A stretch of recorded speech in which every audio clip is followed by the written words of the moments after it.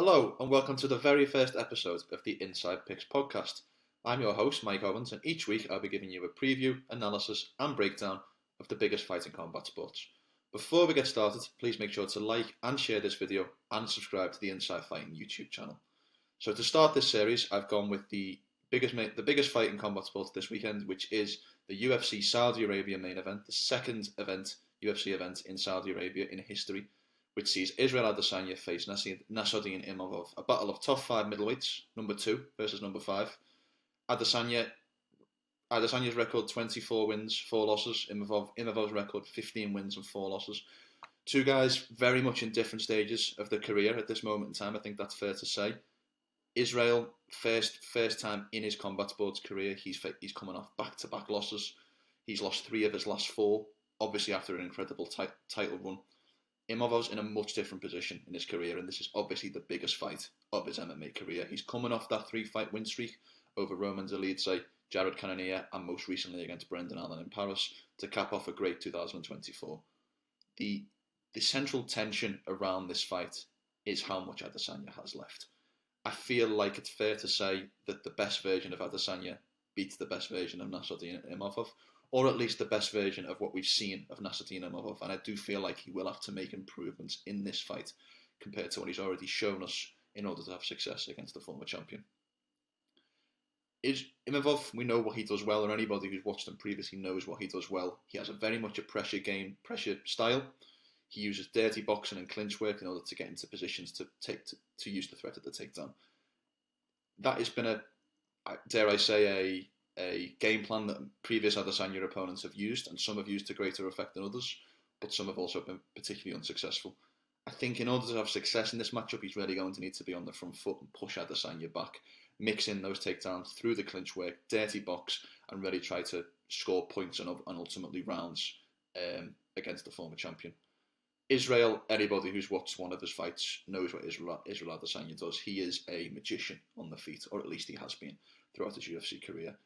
I think the keys to success for this matchup with Israel are going to be to utilise his kicking game. He does have a much stronger kicking game than Imavov, and to try and keep this fight at range, and also use his striking versatility more generally.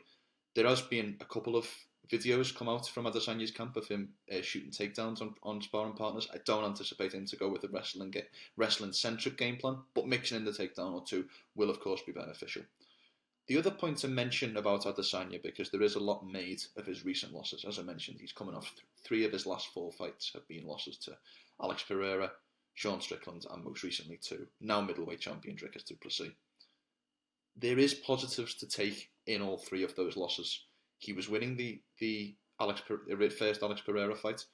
The Strickland fight, he has moments of success despite a wide unanimous decision win for Sean Strickland, and I do think that when you actually watch that fight back, Israel is in it more than maybe the scorecards suggest. And again, he was beating Dricus du Plessis on the scorecards until he wasn't. That is obviously concerning if you're taking a lead and then your opponent's been able to pull it back. But I do think there is positives to take, and Israel's poor run of form maybe isn't as bad as it necessarily looks on paper. The other point to mention here is obviously experience. I mean, Imavov, in his short career, this will be his 4th UFC main event, which is quite a lot of 5-round experience, given he's less than 20 fights into his career. But it is his 14th main event, so experience is definitely going to be key over these 5 rounds. I don't like to use the phrase must-win, but I do feel like this is a must-win fight for Adesanya. I don't feel like he has a ton of time left in the sport, and I feel like a loss on Saturday night could see him exit the sport and retire. I don't anticipate Adesanya to stay around much more, and I do feel like maybe one more loss outside of the title level could see him hang up the gloves.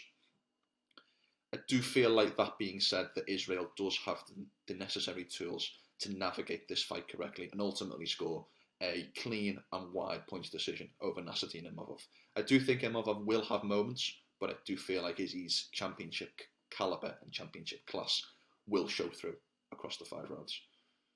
The next point to mention before we wrap up is what's on the line for the winner.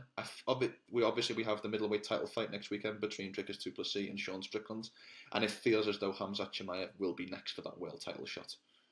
I would hazard a guess that the winner of Adesanya and Imavov might potentially fight the loser of Sean Strickland and Dricus du Plessis next weekend. But obviously there's different permutations to that. Imavov has a wide points loss over Sean Strickland. Dricus has previously beat Adesanya less than a year ago. So the different permutations of that could see a different outcome. Caio Borralho is also in the mix, who needs a big fight. Robert Whittaker is coming back in the not so distant future after the Khamzat Chimaev fight. So lots of different ways this could go. But if I was a betting man, I would guess that the winner of Adesanya versus Nassourdine Imavov will fight the loser of Sean Strickland Dricus du Plessis later this year. That's my prediction, but please let us know in the comments who you're picking in this fight. And please, as I mentioned, make sure to like and share this video and subscribe to the Inside Fighting YouTube channel.